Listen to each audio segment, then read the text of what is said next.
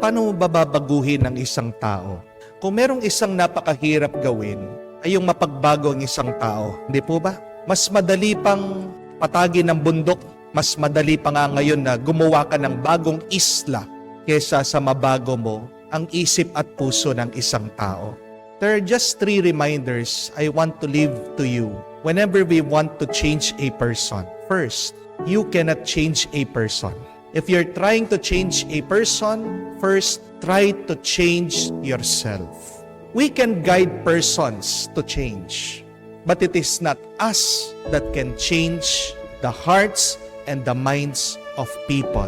Ito ang pinapaalala sa atin palagi sa Mabuting Balita. It is God who changes the hearts and the minds of men.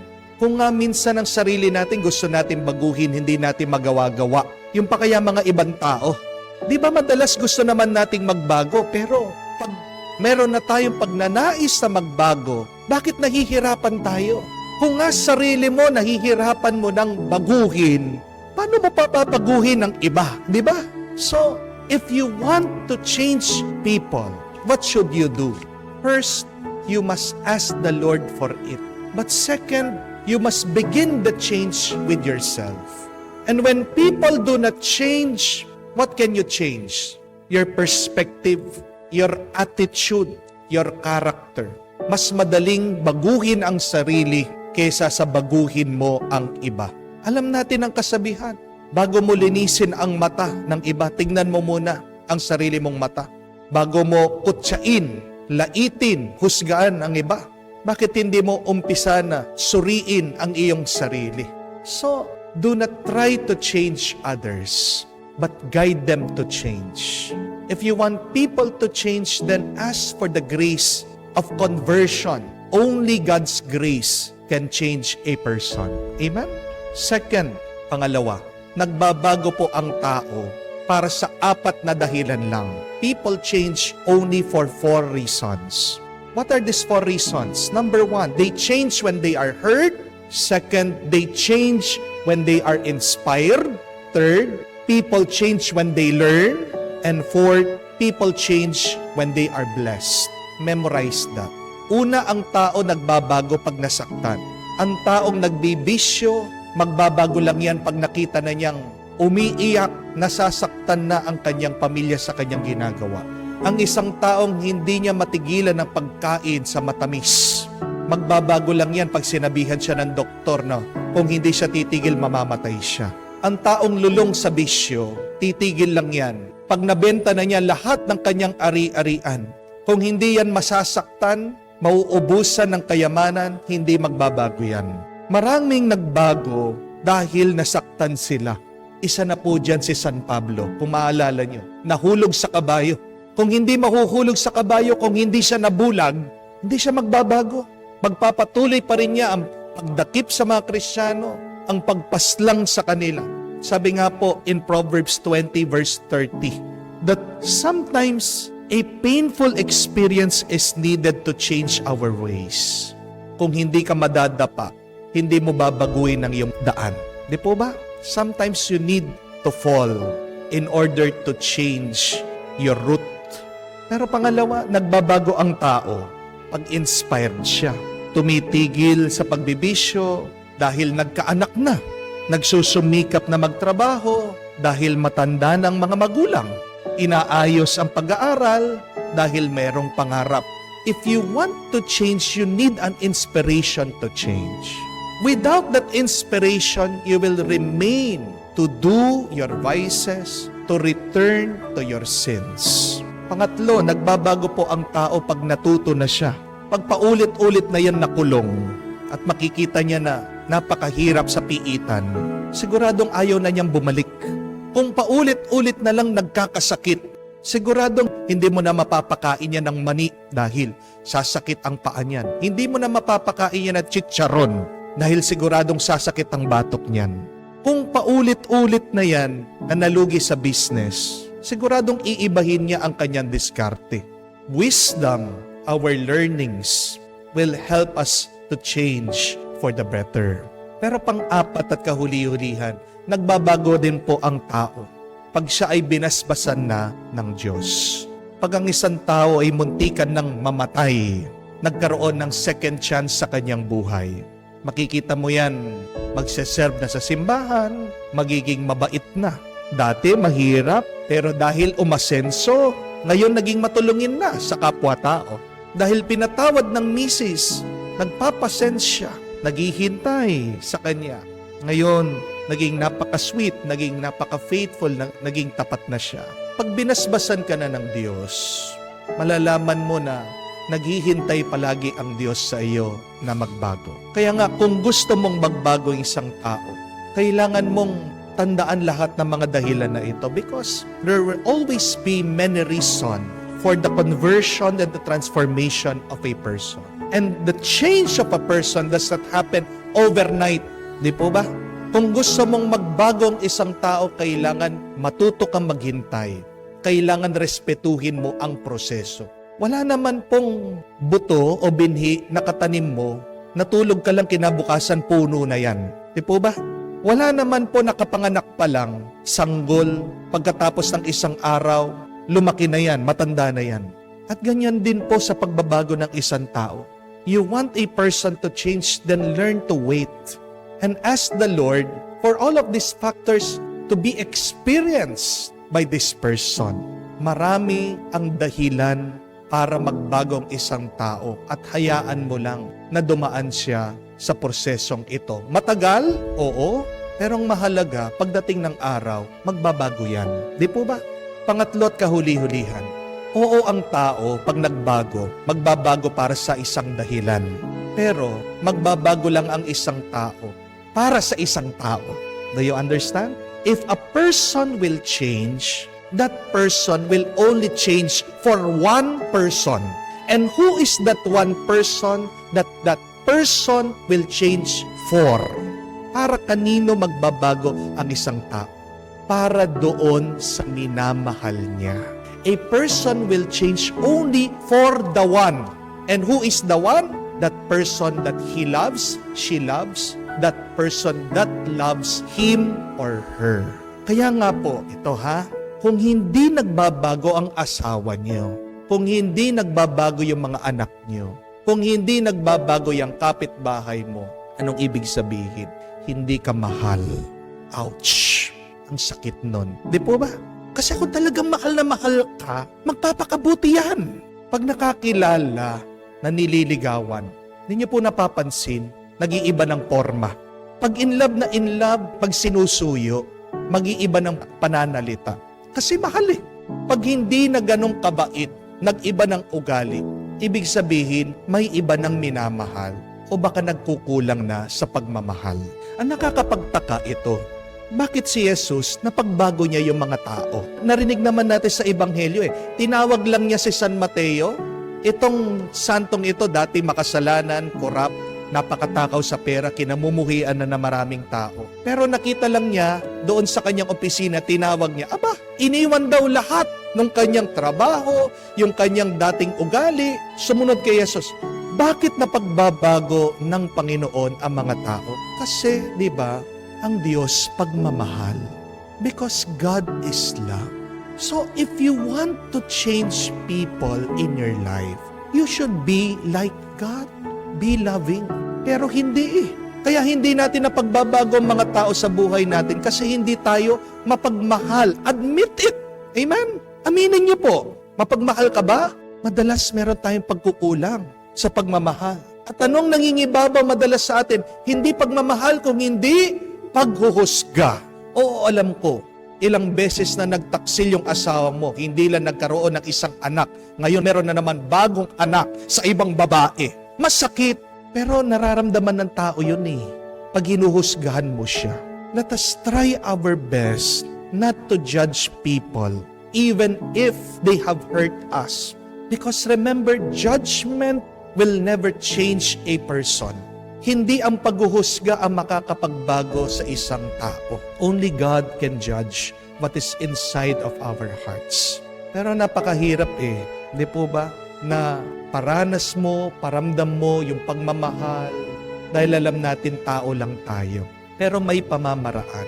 Paano mo mamahalin ang isang tao kahit na siya'y nagkasala.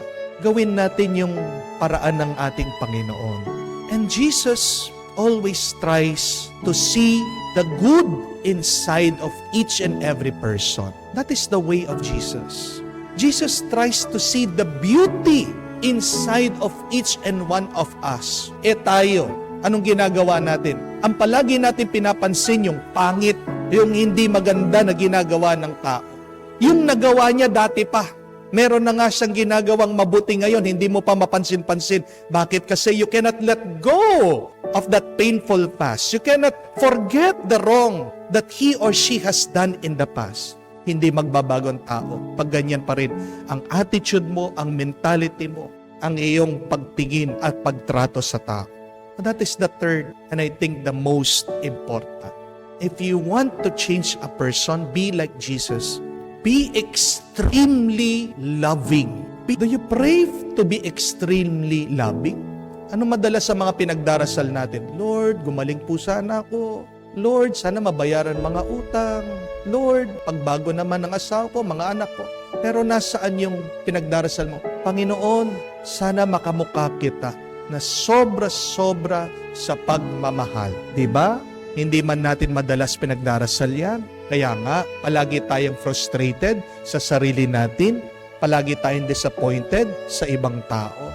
You can only change yourself and others through love. Amen? Ito po yung ating ipagdasal.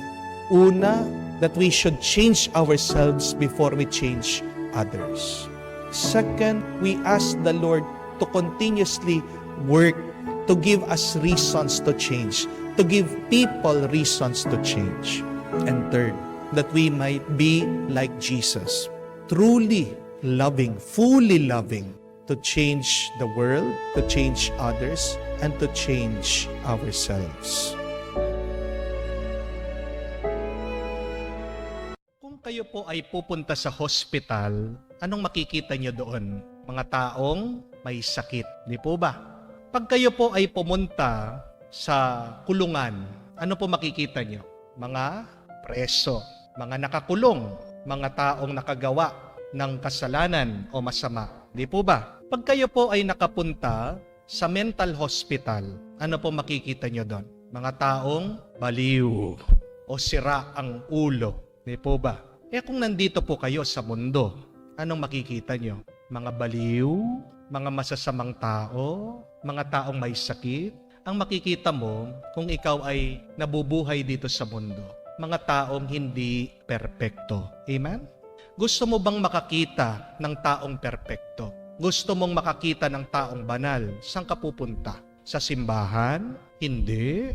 Kasi minsan, di po ba, yung mga taong simbahan, hindi rin perpekto. Minsan yung mga taong simbahan, marami ring kasalanan. Di po ba? Hindi rin perpekto ang mga taong simbahan. Saan ka pupunta para makita mo yung mga taong banal, mga taong perpekto? Hindi sa langit.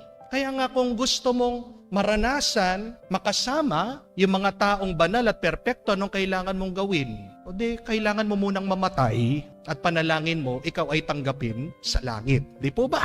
Bakit kasi napakarami sa atin na di-disappoint? Napakarami sa atin na di-depress, nalulungkot, nagrereklamo sa mga tao na nakakasalamuha natin, nakakasama natin, sinasabi natin, bad trip naman ito, nakakawalang gana naman ito, nakakasira naman ang diskarte ito. Kasi napaka-moody minsan. Minsan hindi ko siya maintindihan. Dati, napakabuti niya, nagiba yung ugali, naging napakasama sa akin, sinisiraan ako. Bakit merong taong nakaka-bad trip? Kasi ang katotohanan, mga kapatid, tayo ay nabubuhay at nakatira pa rin dito sa mundo na kung saan lahat ng ating mga makikilala, makakasama, makakasalamuha, hindi perpekto yan. Nag-iiba ng ugali yan. At may iba-ibang nararamdaman yan.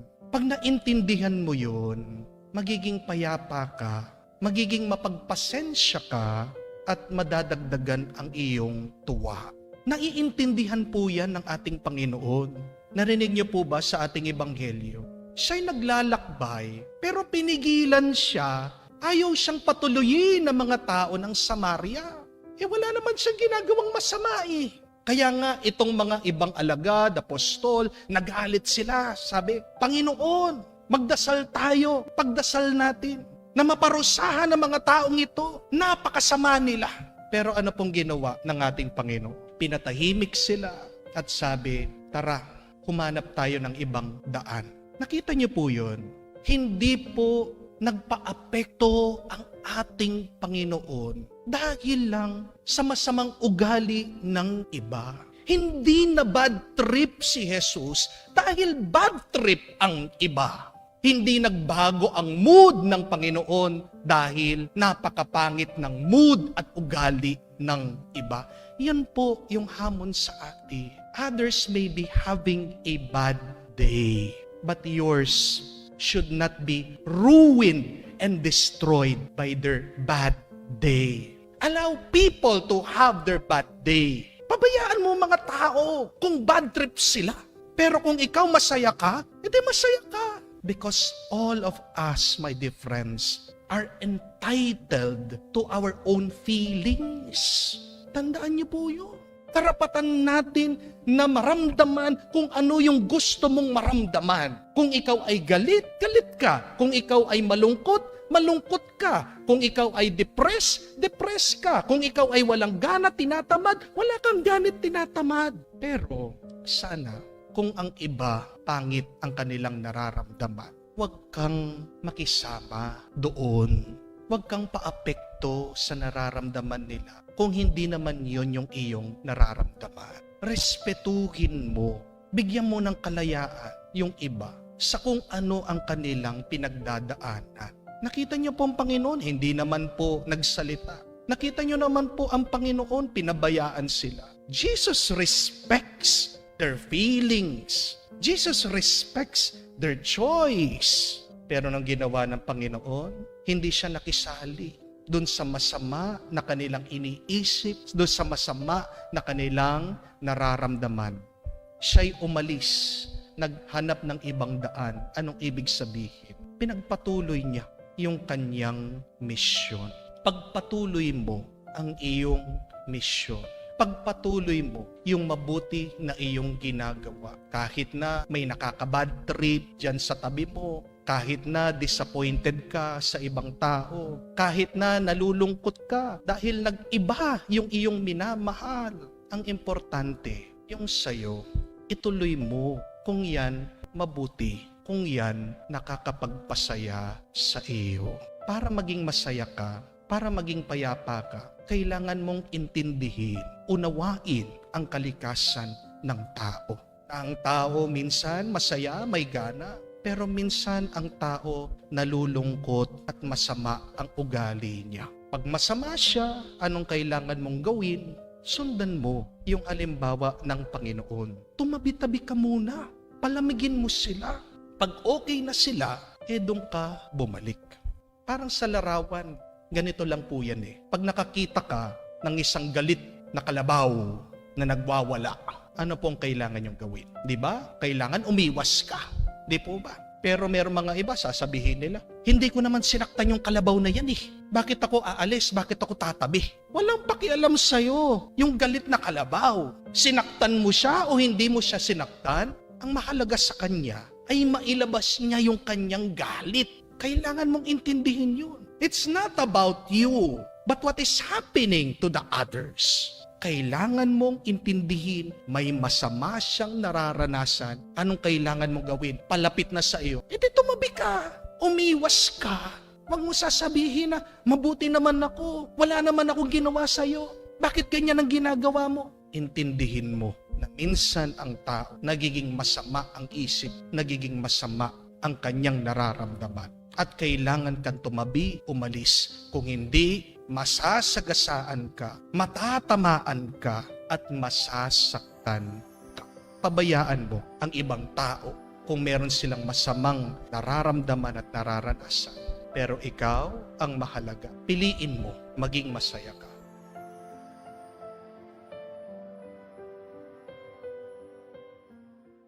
Bakit ba may taong masama? Isa po yan sa mga palaging tinatanong din sa akin. Ano po sa tingin nyo? Bakit nga ba may taong masama? Kung ako po ang sasagot, hindi ko sasagutin yung tanong na yon. Bakit?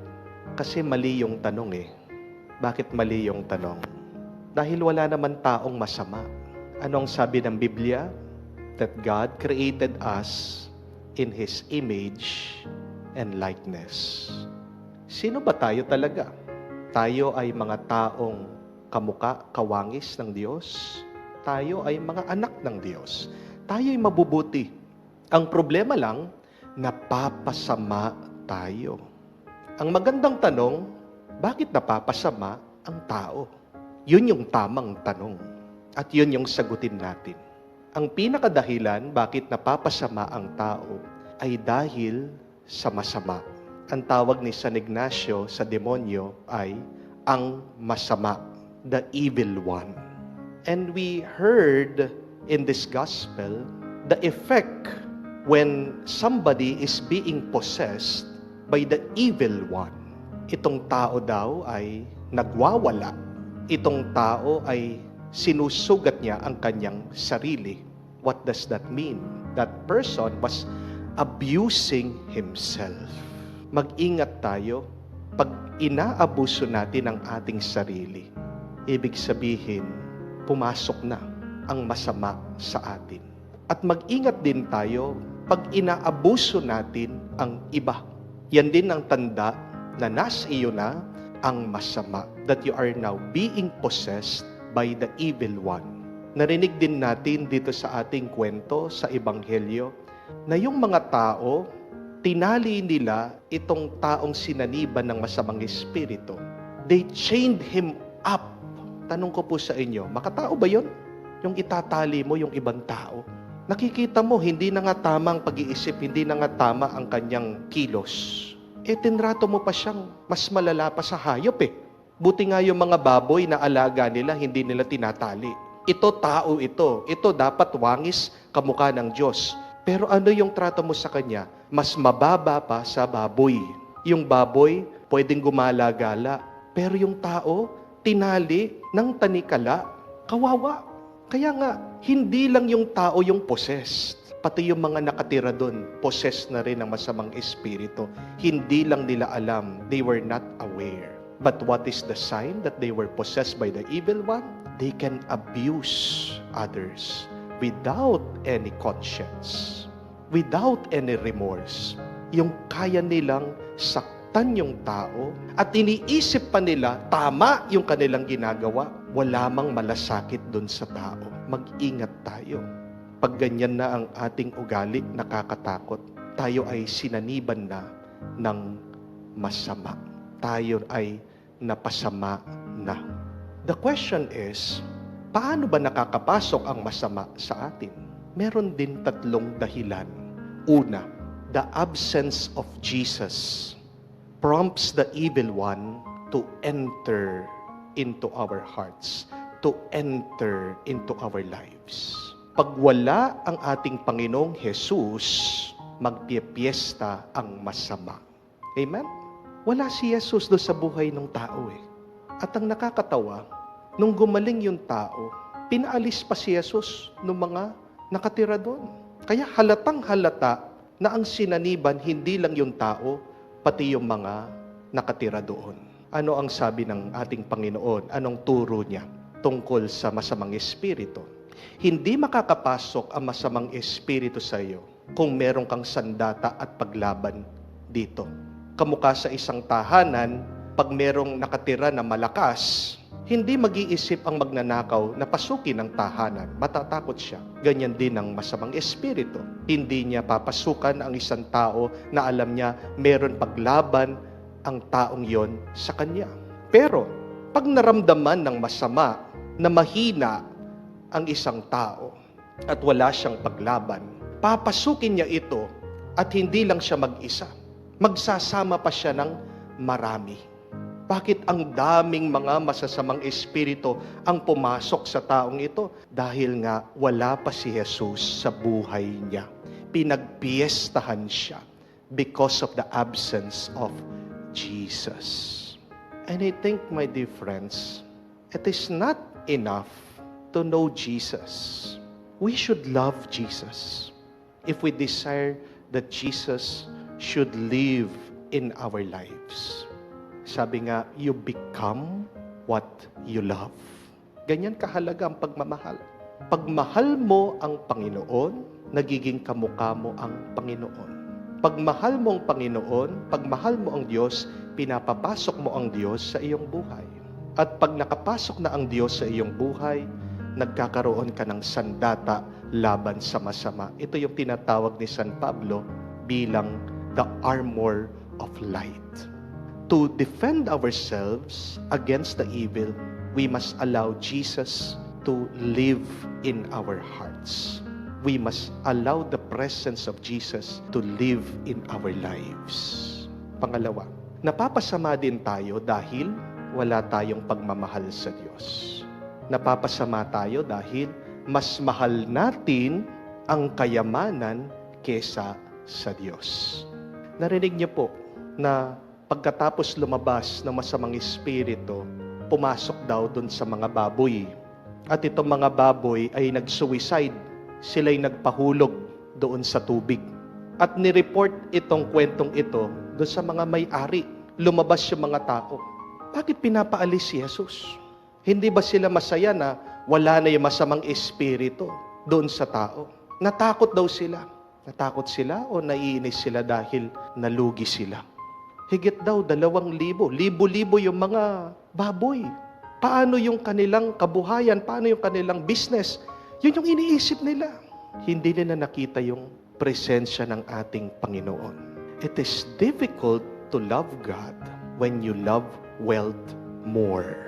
Tandaan niyo po yan. Pag mas mahal mo ang kayamanan, napakahirap magmahal at sumunod sa Diyos. Why is that? Dahil pag pinupuno mo ang iyong kalooban at puso sa pagnanasa mo sa kayamanan, wala nang puwang para makapasok ang Diyos dyan. It is difficult for God to live in our hearts, to live in our minds, if we are preoccupied with work, with our livelihood, with how we can become more wealthy and rich. Kaya nga, we have to clear a space really for God. Tandaan po natin, at pag nagumpisa ka na, mahalin mo ang kayamanan. Yan yung bitag ng masama. Isang paraan niya para makuha niya tayo. Anong sabi din ng banal na kasulatan? The love of money is the root of all evil. Bakit napapasama ang tao? Because of the love of money. Thirdly, bakit napapasama din ang tao? Ito po ay dahil malayo tayo sa ating pamilya. Nung gumaling po itong tao na sinaniban, gusto daw sumama kay Jesus. Hindi siya pinayagan. Anong sabi ni Jesus sa kanya? Go home to your family. Umuwi ka sa iyong pamilya. Here we see that maybe one problem why that person was possessed is the fact that he was separated from his family. Malayo siya sa kanyang pamilya. Ang pamilya para sa ating Panginoon ay isang lugar ng kabutihan, pagmamahal at kagalingan. When the family is broken, persons will also become broken. Amen? Paano nabubuo ang ating pagkatao? Pagbuo din ang pamilya. Napaka-importante pong tandaan natin yun. Tignan niyo po, pag ang isang tao nabubuhay sa kasalanan, malayo siya sa kanyang pamilya. Nagbibisyo, pag merong babae, pag nagbubulakbol, hindi po mananatili yan sa pamilya. Napakalayo sa pamilya. At pag ang isang tao nabubuhay sa kasalanan, nanggugulo sa pamilya. But it is only through the family also that that person could be healed. Hindi lang sapat yung tao ay nabubuhay sa presensya ng Diyos. Kailangan din siya'y nakaugnay sa pamilya. Dahil nararanasan natin ang pagmamahal ng Diyos unang-una sa ating pamilya. Ito po yung naging sanhi bakit napasama yung tao. At ito rin po yung nagiging sanhi bakit napapasama tayo. Tandaan po natin. Pag malayo tayo sa ating pamilya, pag mahal na mahal natin ang pera, kayamanan, at pagwala ang presensya ng ating Panginoon. Kalooban po ng Diyos ang maging mabuti tayo. Yan po yung kanyang misyon Maibalik tayo. Mapaalaala sa atin kung sino talaga tayo. Sinasabi niya, mabuti kayo, mabuti ka, banal ka, anak ka ng Diyos, kawangis ka ng Diyos. Pero para maging mabuti tayo, dapat mulat tayo sa masama. At yan, alam na natin kung ano ang paraan ng masama. Ilalayo niya tayo sa ating mga pamilya, ilalapit niya tayo sa kayamanan, ilalayo niya tayo kay Jesus. Napakaganda po nung payo ni St. John Bosco. Sabi niya, sa paglalakbay natin dito sa mundo, manatili sana ang ating mga paa naglalakad sa lupa, pero ang ating mga puso sana manatili sa langit. We can only be holy if we remain in our family, but our hearts fix on heaven, fix on the Lord.